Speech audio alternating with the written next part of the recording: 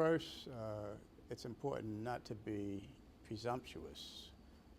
There's a lot to learn about what exists across the system. I'm quite familiar with where we've been and where we're going and the gains we've made with diversity at Mount Sinai.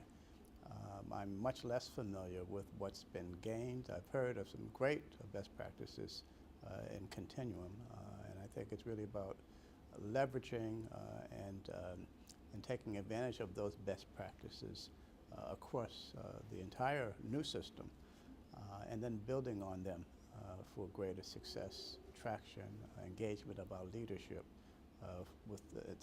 and then in a very evidence-based way, move forward. 98 was, it's each time I think that far, have a chance to think that far back, it really, I smile because it was a time when the health disparity conversation was just beginning.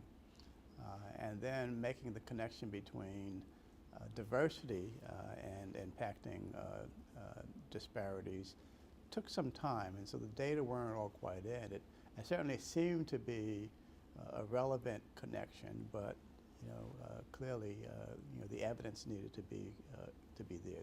Well, many years later, 15 years later, the evidence is in.